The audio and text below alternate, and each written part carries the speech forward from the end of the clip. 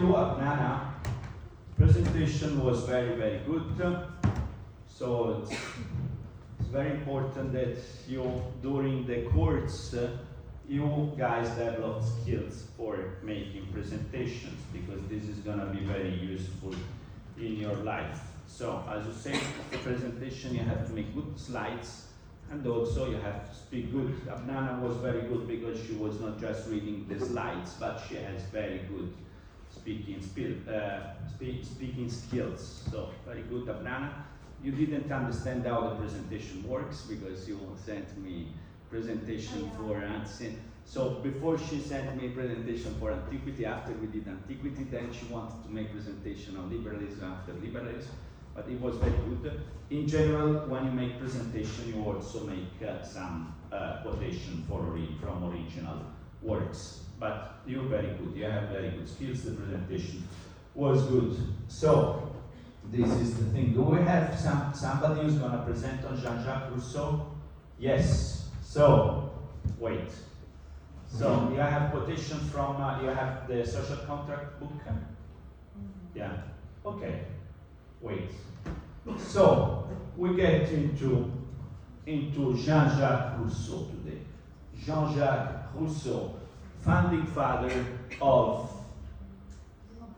democracy. Founding father of democracy. So we tend to think that liberalism and democracy are pretty much the same thing. It's not, because we think in terms of liberal democracies. They're pretty much not the same thing.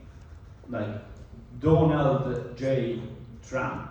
So democracy is interested in the fact that all the American, USA people can vote and elect their president. You know, the liberal thinker, liberal principle, liberal theory is interested in the fact that he cannot do whatever he wants. So you have check and balances, you have limitation, you have the Supreme Court who say you cannot do this, you have, the Constitution, and you check that he's not acting beyond his prerogatives under the Constitution. So democracy is expanding the power to give it to the people. Liberalism is limiting the government in order to respect individuals. So democracy looks more at the people. Liberalism looks more at individuals. Democracy is, obsessed with equality. Thinks a lot of how to make all individuals equality, for example, through equal political rights that everybody can vote.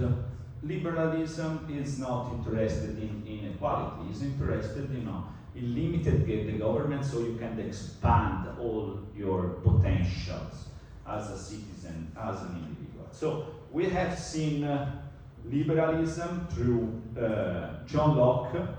We will see again something about liberalism in the 19th century, in the aftermath of the Industrial Revolution. We will consider the definition of liberty, John Stuart Mill, an important liberal thinker. We will see the critique of democracy by Alexis de Tocqueville, important liberal thinkers. But right now, we go to democracy. Founding father, Jean-Jacques Rousseau. So, Jean-Jacques Rousseau, very nice name, famous name. He was born in Geneva. What is Geneva? Switzerland. So, he was very talented. He didn't only write about political thought, he also wrote about pedagogy, education. He was, he had a very good autobiography. He was pretty much, a very talented guy. He was a kind of a genius. He was one of the most important and known political thinkers in Europe. So, what happened is that he also wrote in 1762, he wrote two important books, Le Mille about pedagogy and the Social Contract. The Social Contract is a very famous book for political theory, as you know. It's another contractarianism. So he writes the Social Contract, Le Contrat Social. So what happened to him? He was persecuted. He was persecuted for religious reasons because he also said, politics is a civic religion and so on. So he was persecuted. The last part of his life was not that happy. He was persecuted. He died in persecution. He had to go to exile. So not very happy. Not very happy. But what happened after he died? After he died in 1789, what happened? 1789 in France, what happened? The French Revolution. So they did the French Revolution, and they took the ashes of Jean-Jacques Rousseau, they brought it to Paris, and they put it in the Pantheon. Within the Pantheon, you have the ashes of Jean-Jacques Rousseau because it's considered the guy who put the ideological foundations of the French Revolution. So, as John Locke is, let's say, the big ideologue, the ideological father of the American Revolution, together with Cicero, as John Locke is, the ideological father of the American Revolution, Jean-Jacques Rousseau is the ideological father of the French Revolution.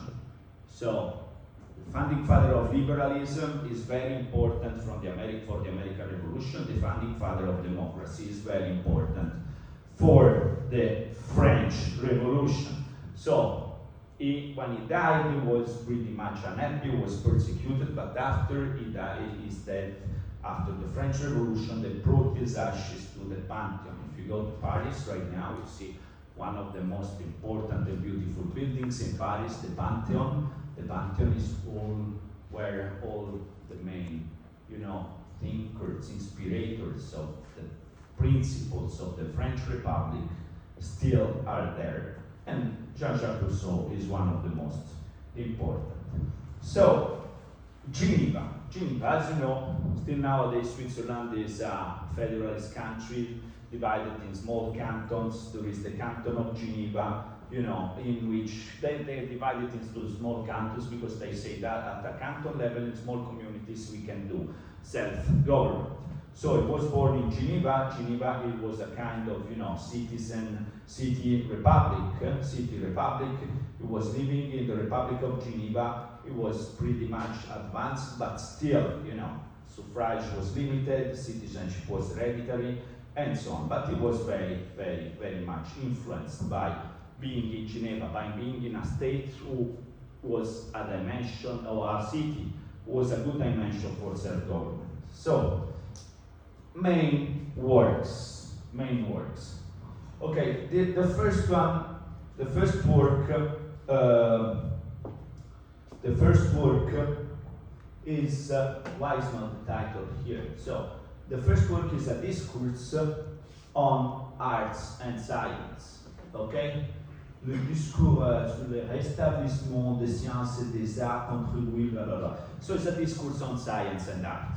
It's important, why? Because here he addressed the principle of enlightenment, which is going to be the next topic of the next lesson. So, his relationship with enlightenment. He didn't like enlightenment so much because it was too, for him, it was too cold, it was too focused on science, and the reason why he was kind of more romantic guy, but still is considered one of the inspirators of enlightenment, which is going to be the topic of the next lesson.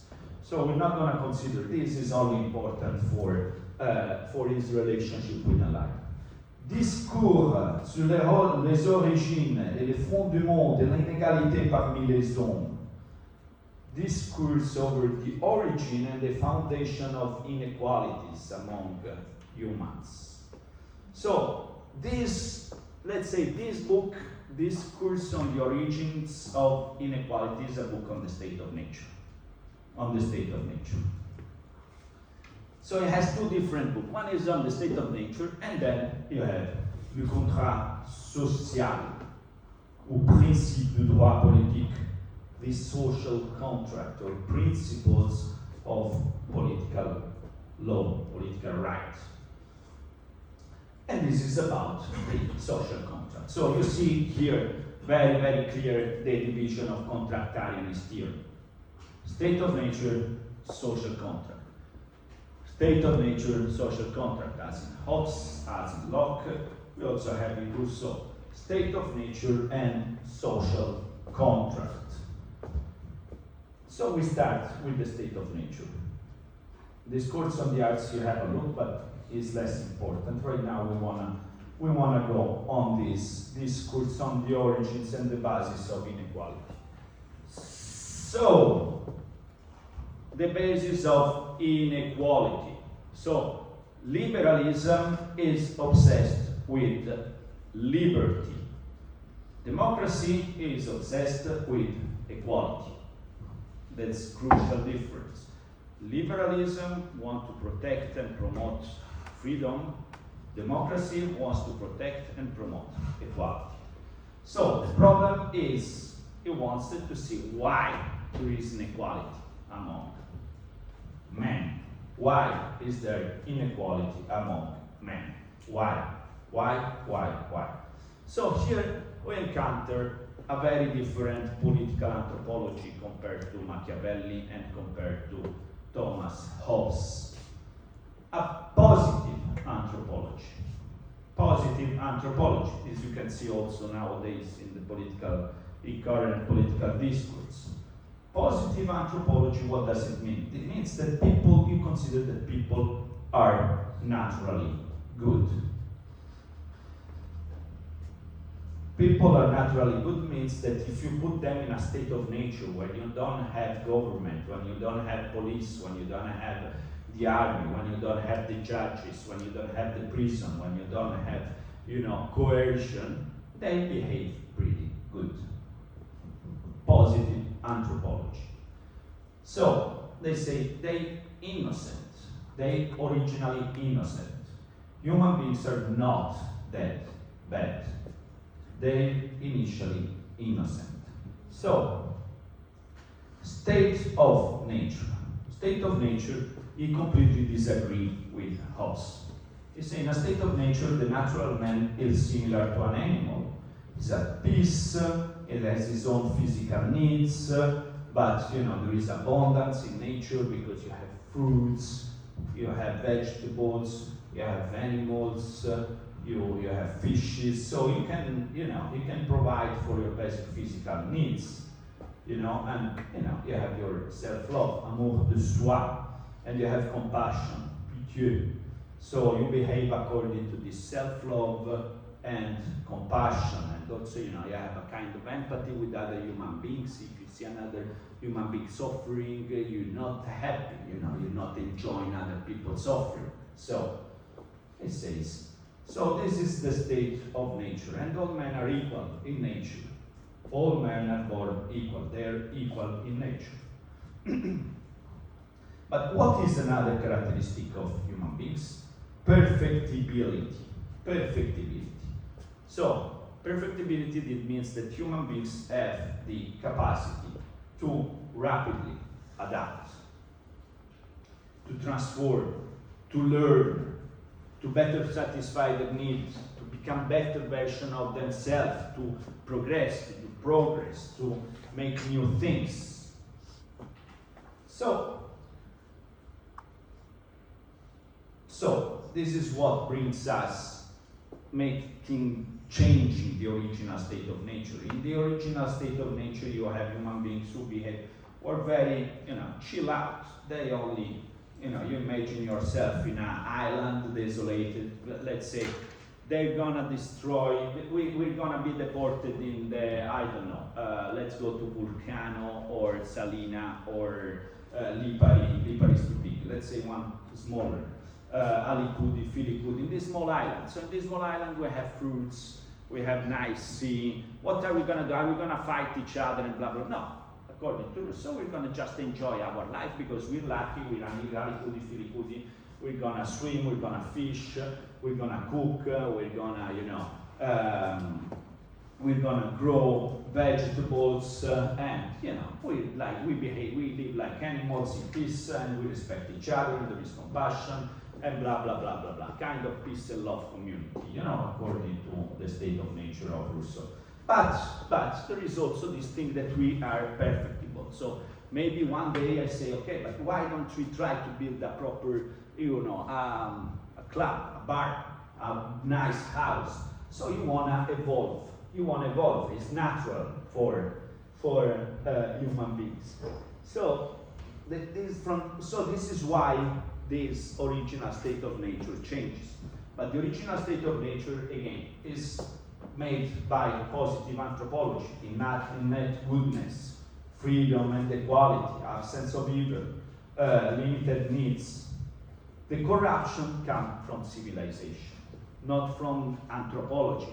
It's not the anthropology, the human anthropology which is corrupted, is civilization, is society.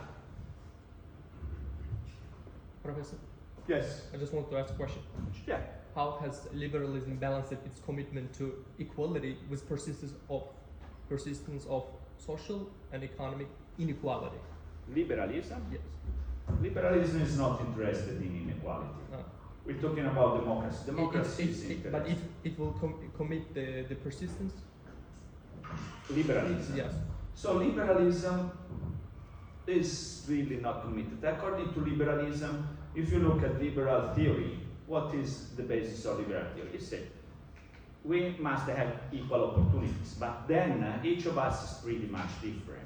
So we have to give equal opportunities, but then we're not equal. So it's right that you're richer because probably you're smart. It's right that you have more success because you're more talented, and so on. So liberalism says it's normal that you have very, very rich people, and it's normal, and it's even good because liberalism, what does it say?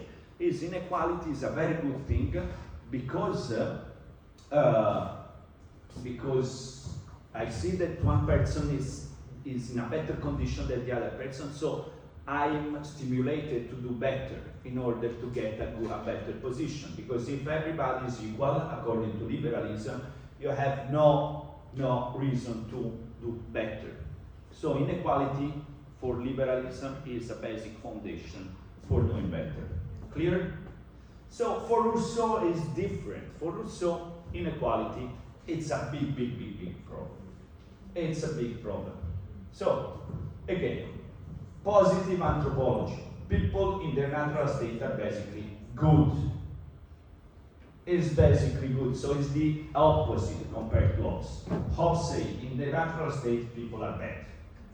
They behave very badly, they kill each other, they would be, so it's, man is bad or man is good. So this position by Rousseau is very important. Because what he says is, so you can say Rousseau, but why, if that's so bad, why in society you see things that go so badly, people acting against each other, self-interest, domination, violence, and blah, blah, blah, blah, blah. And Rousseau says, because they are corrupted by society, because they are corrupted by civilization. So it's, it's the natural principle of the division between right wing and left wing. So right wing say he behaved bad, he made this, he was a drug addict and he commit crime, so he has to go to jail. And if he does it again, he goes to jail for the entire life. And if he does it again, death penalty. Left wing, yeah, but he was drug addict because he came from a deprived family. Her mother was raped by his father when he was a kid, and then he didn't have the opportunity to go to school, and then he grew up in a difficult neighborhood where there is deprivation and you have no other options but selling drugs and so on. So it was not his entirely choice to behave badly. He was born good when he was a kid, but then society didn't give him the condition to behave good, and so he behaved bad. So instead of bringing him to jail, you should give him more opportunity to have a good life. You should address the situation of the most deprived human urban neighborhoods, and blah, blah, blah, blah, blah. So negative anthropology, bad anthropology. Democratic stinks. People or boring. Bad human beings are not that bad, at least, or they are good. If there are the conditions in which they grow up, which put them in a difficult situation in which they don't have the entire choice, and sometimes these external conditions force them to behave bad. So, Jean-Jacques Rousseau was the first thinker who started to say this kind of things in a political way. If you think also Jesus Christ, was saying something similar, but in a different way and for different purposes. So, again, state of nature. State of nature is a thought experiment. It's a state that no longer exists.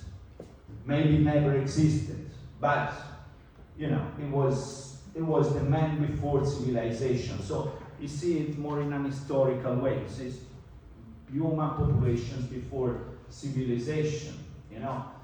You have this original state in which people are living under natural conditions. But as again, there is perfectibility. So they want to do better and better and better and better.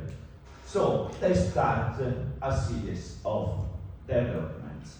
But these developments are corrupting. These elements are corrupting. So, what happened? Let's see what happened. So you have state of nature. Human lives in this primitive and solitary condition. So we as a class, we go to Lipari Island, which is deserted, there is nothing there, blah, blah, blah. Everybody just mind his own business and, eat very good fruits or go fishing or, we do the things. Primitive, solitary condition, not society. So what does it happen at a certain moment? People who are talented, who feel, more ambitious, and so on and go on, no? Like, for example, let's say, New and Abnana, they say, yeah, but why don't you build a house? Because we're smart, we can build a house. So they start to build a house, and they build their house. So then Sabrina joined them and built another house, and then and then Lynn also built their own house, and you have the village. They say, but if we live next to each other, we start to behave better. It's convenient. You can go fish, you can go to grow lettuce, and then you eat fish with lettuce. So better living in a village than each of us alone. So we have the village for what really Rousseau doesn't like is the introduction of property.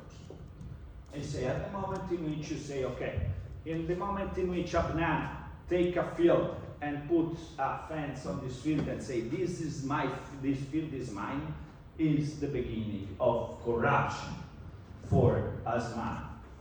Because, property starts the division between those who have and those who have not. The division between the rich and the poor. The division of labor in society, for which some people have to do shitty labor and earn very few money, and some people do very good jobs and earn a lot of money.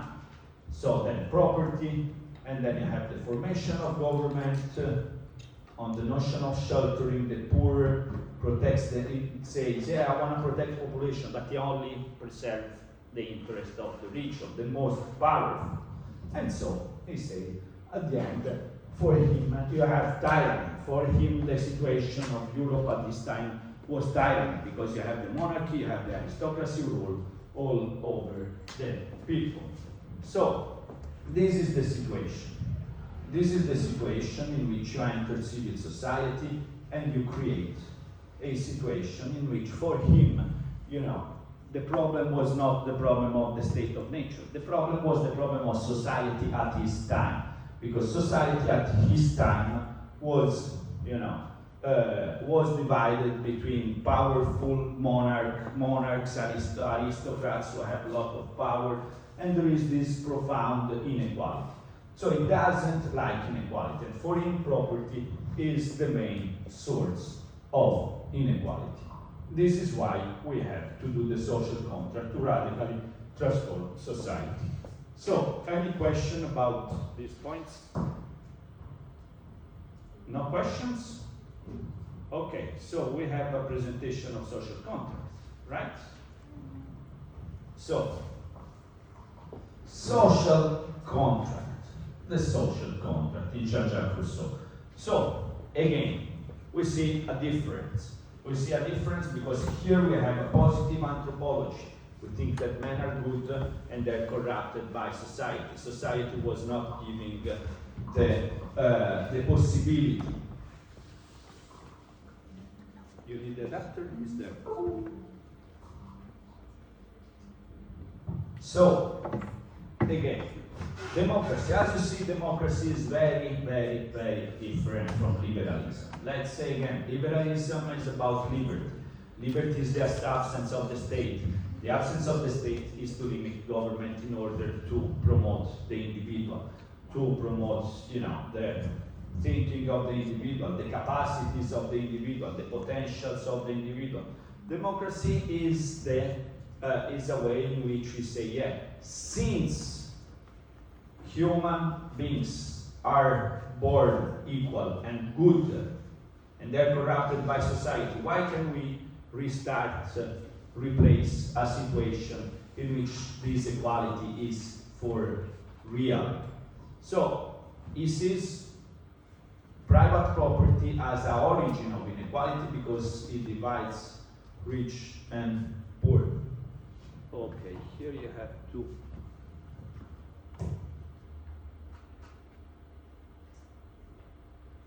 Is it, which kind of computer is it? Okay, very good. What's your name? Victoria. Victoria. Where are you from, Victoria? I'm from Russia. Russia. Okay. Does it work? Okay. So, today we're talking about Jean-Jacques Rousseau and his book, The Social Contract, which was written in 1762, and about democracy. Well,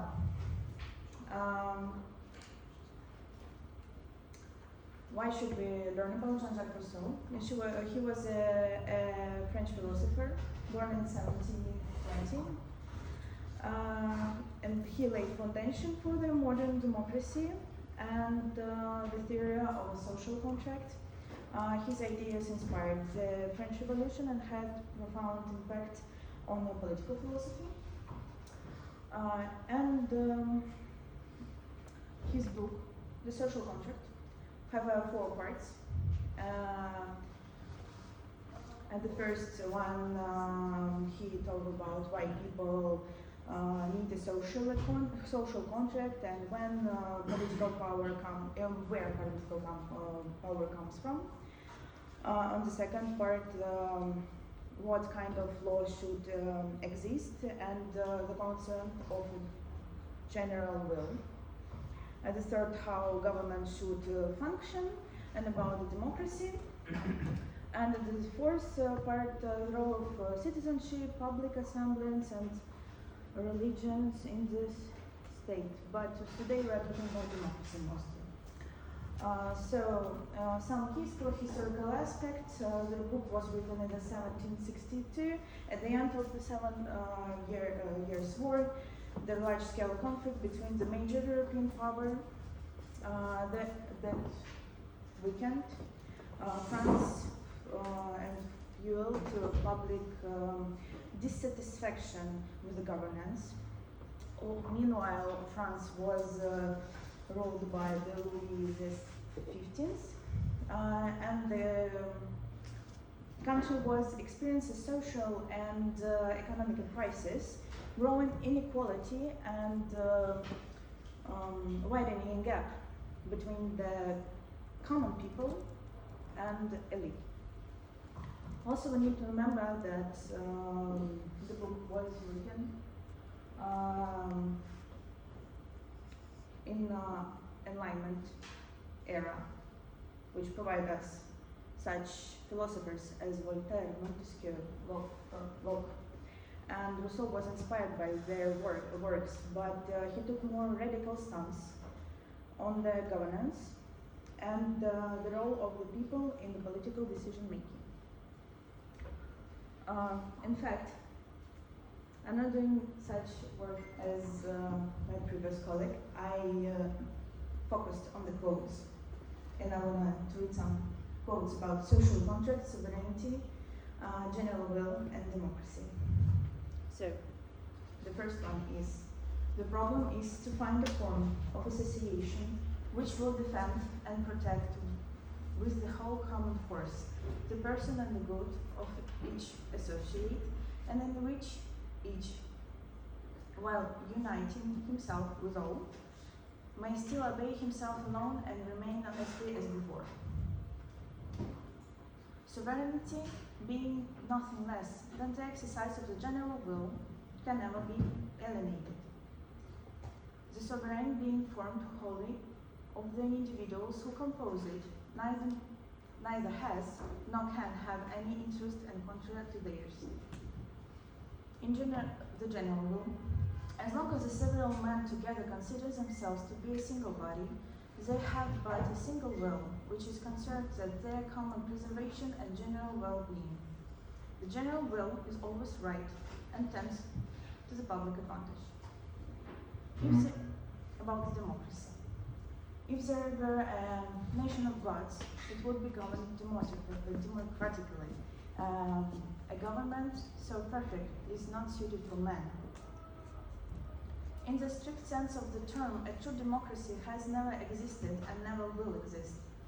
There is no government so subject to civil wars and agitations as a democratic or popular government. The people of England regards itself as free, but is grossly mistaken. It is free only during the election of the members of the parliament.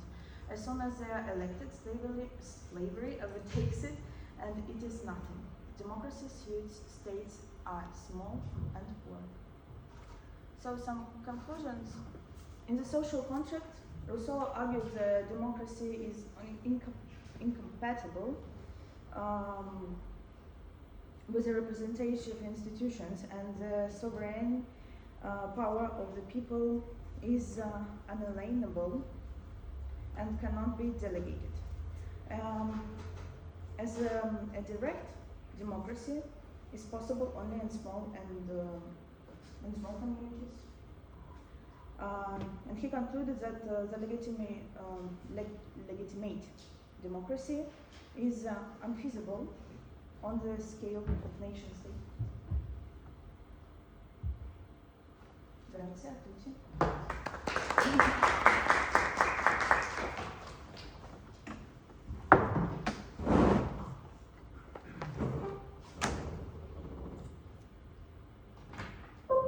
Thank you, Victoria. So, as you understood, what does he want to do? He says society is corrupted. It doesn't like the society in which he was living. Why? Because inequality. So he didn't like inequality. His main problem was inequality. Main problem of Locke was freedom, liberty, rights, individual rights. Main problem for Jean-Jacques Rousseau was inequality. This is why he wrote a first book on the state of nature, which was called The Discourse on Inequality. He didn't like inequality, he wanted to fix. So, whilst, for example, for Hobbes, the nightmare was the state of nature of war of all against all, for Rousseau, the nightmare was his own society based on domination and on inequality. So how to fix it? He wrote another book, The Social Contract, Le Contrat Social, to fix it. How can we fix this? We have to find a form of association which will defend and protect with the whole of its joint strength the person and property of his associate, and under which each of them, uniting himself to all, will obey himself alone and remain as free as before. So this is the fundamental problem. Right now I'm going to explain this part, but it's an important quotation. So in the contract that he wants to do is the complete transition of each associate with all his rights to the whole community. So according to this contract, all citizens turn over all their rights to the state. What they get in return is a share of sovereignty. So there are several points here very important to see. So he wants to say, I want to do a social contract. Like is more like Hobbes, the social contract, because he really wants to give all the power to the state, but this power then gets back to the people. So the point is, I want to do a social contract, or I want to do sovereignty. I want to do sovereignty exactly like Hobbes, but I want to do all the sovereignty to the people. You know, democracy is power to the people. So I want to make all the social contract gives all the power to the sovereign state, but then the sovereignty must belong to the people. Like Italian first article of the Constitution, it's Italian is a democratic republic based on labor. The sovereignty belongs to the people who exercises in the forms established by law.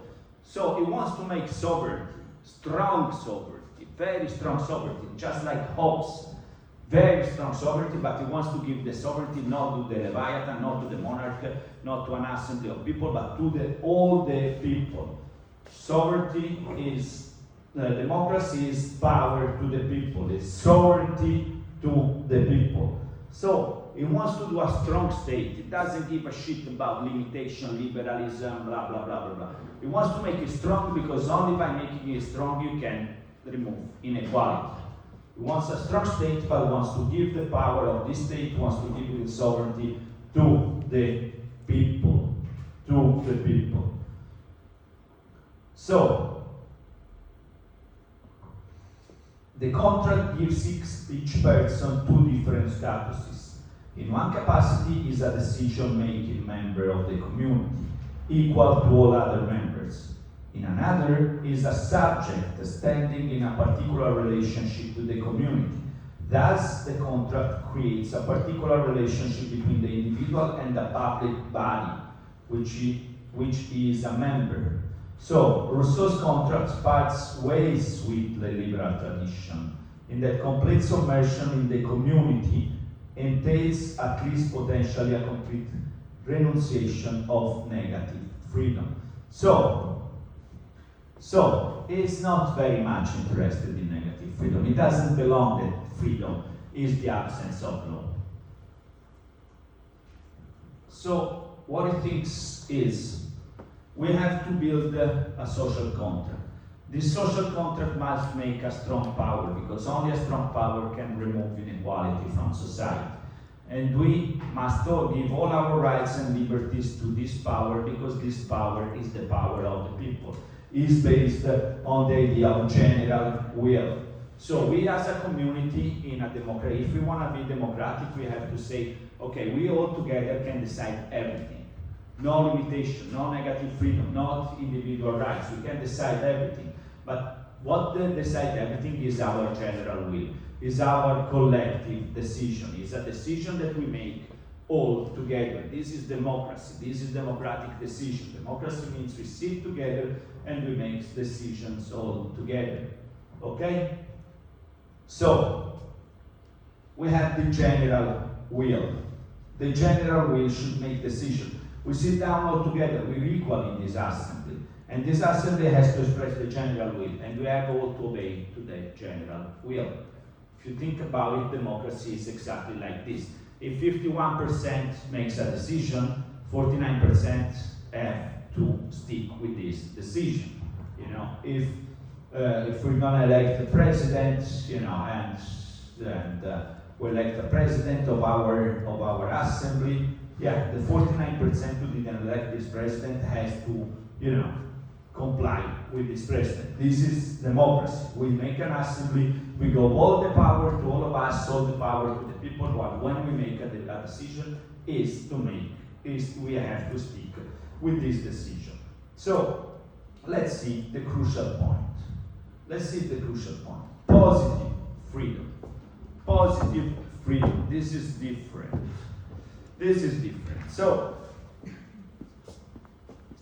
So again, so far we have seen Locke, Hobbes, negative freedom. Negative freedom is the idea of liberty that we have in liberalism. Again, what is negative freedom? It's the absence of law. Exactly. It's the absence of law. So you don't have law, so you can do whatever you want. Positive freedom, we can say, is the freedom, is not freedom from the state, but is freedom within the state. So, what is freedom for Rousseau? What is positive freedom? For Rousseau, freedom is the absence of domination. Is the absence of domination. What is domination? Domination is when you have to obey laws that are made by others, in which you didn't have voice. So, positive freedom is the freedom of only obey laws that you have contributed to create. So, freedom is the fact that I'm free to participate in our assembly in which we make the decision all together. So, the point is, if we're an assembly all together, we decide tomorrow we have to dress all in pink at the class of tomorrow. So positive freedom is the fact that I have participated in our debates, I have expressed my opinion, I have said, yeah, but why should we dress all pink? And then we discuss and blah, blah, blah, blah, blah, and at the end, you perceive myself that I have to dress pink, maybe, and I have to say, okay, I vote for dressing pink. Or maybe I voted against dressing pink, but I have participated in the discussion and so on. So, positive freedom is the freedom to participate in the state and to contribute to the process that creates the laws to which I have to obey. So, absence of domination means that you participate in the creation of laws that you build. Positive freedom. This was the idea of freedom in all ancient time, for example, because in ancient time, in classicity, in antiquity, you didn't have the private sphere. There was not a distinction between private sphere and public sphere. So freedom in ancient Greece was be a free man, be a free human being, means that you have the freedom to participate in the assembly who made the decision. Freedom as participation in the construction of the laws that we make together. And so Rousseau takes again this ancient idea of freedom in which you have this participation that creates the general will of the people. The general will of the people is different from, say, is your will plus your will plus your will plus your will plus your will. It's not only, you go and you vote. Is direct democracy. We thought that democracy could exist only a direct democracy. Why? Because when you enter this assembly, this community, you make your own statement. You say, yeah, I disagree in dressing all pinks tomorrow. But then we create a situation in which we persuade each other, we discuss, and so there is the general will which comes up, which is the result of a decision. And we have to respect this general will. The general will of the people, you have to respect it. The sovereignty of the people, you have to respect it, even when you do not like it. So it's a very strong power, but it's democratic because it comes from the people, and it comes from the equality of the people because we all can vote, and each of us has one vote. We consider it equal. Is that clear? Professor, Yes. I just want to ask, how does the concept of like positive freedom in the this concept of positive freedom in the social contract does reconcile the individual autonomy with collective authority? Yeah. So, let's say not that interested Rousseau in individual autonomy and freedom.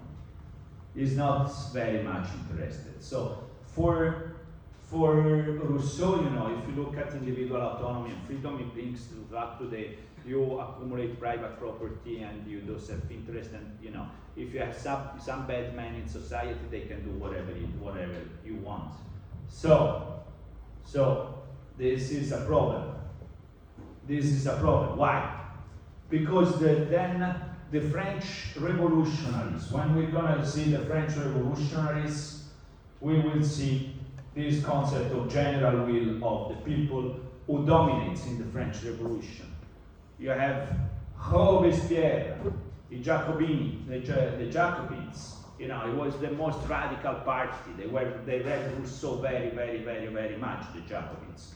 So they made the French Revolution, and they say, yeah, we have to abolish aristocracy. And then, because why? Because people hate the aristocrats. And what is the general will of the people is to cut the head of the aristocrats. So they cut the head of all the aristocrats.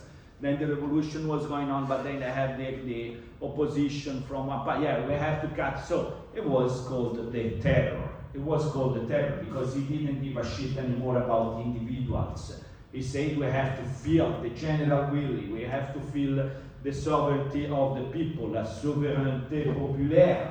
And so it comes up that you can that the assembly, the democracy, the power of democracy was so strong, the power of the sovereignty of the people was so strong that you came up in doing a lot of killing and a lot of violence. So la volonté générale, general will, So you make this community to overcome the situation of inequality and corruption that was present in this society. You have to build a community which is a democratic community in which all human beings are equal, politically equal, in the sense that they can express their own ideas, they vote, and so on. And so from this community, from this direct democracy comes up a volonté générale, general will, which is not just we are voting, but we are doing a process of collective deliberation, which express the general will, and this general will always reflect, according to Rousseau, the common good of the society. And this is the result of the legislative body, in which you have direct democracy. The people do not elect representatives. They are sovereigns and establish the laws. So we have to bind, we have this social contract according to which we submit entirely to the general will. So we make a sovereign, but the sovereign is the people, and we have to obey to the sovereign. So it's just like Hobbes, but instead of the Leviathan, you have the people. And this is the only legitimation of the power. So I say it was deeply influenced by being in Geneva, because Geneva was a small city which was self-governed. So this is, so society must be small, no? There cannot be significant difference in regarding to economic status, religion, race, or cultural practices. So this property thing, property must be protected, but there cannot be too huge difference in terms of property. Citizens must be virtuous, and society is found on common interest. So, again, positive freedom. It means that freedom is self-government. This means positive freedom means absence from domination. And absence from domination means that you do not have to obey to laws that you don't have contributed to create, that you don't have to obey to laws made by others. So the positive conception of freedom, positive freedom, according to Rousseau, according to democratic theory, is the fact that people enjoy freedom if it makes its own laws, rather than having them made by others. So, positive freedom is the fact that self-government is the crucial, the central political idea, which is closely associated with democratic political forms, with democratic practices. In a democracy, the people governs itself rather than being governed by an external body, either monarch or nobility at Rousseau's time. So Rousseau demands as self-government, that all citizens be able to vote directly and not through representatives over the laws. So, as we say, negative freedom is not a central concern for him. More important to him is freedom as self-government. In a legitimate government, all citizens must have extensive rights to participate in the political process. So, positive freedom is liberty as political participation.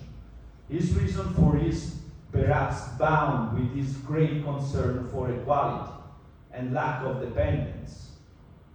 So, the idea of self-government can only be realized if all citizens vote on all laws, so that will, la volonté générale, can be represented. So, again, sovereignty must be created by the social contract and must be given to the people. So, democracy is sovereignty to the people. And this is, we wanted to create a sort of civic religion. So you see that there is something transcendental in this will of the people.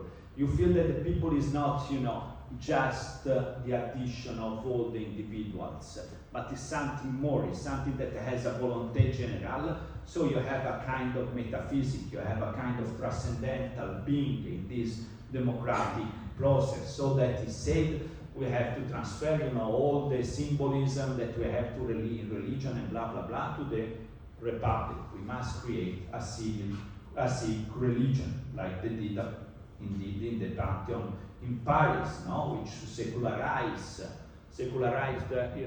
religious forms, ideas, and ritual in the idea of the republic. So, thank you very much for your attention. We will see you tomorrow. So tomorrow we close with this part with the social contract, and midterm exam is going to be on the course until this moment, from antiquity until Jean-Jacques Rousseau. Thank you so much. Ciao, ciao.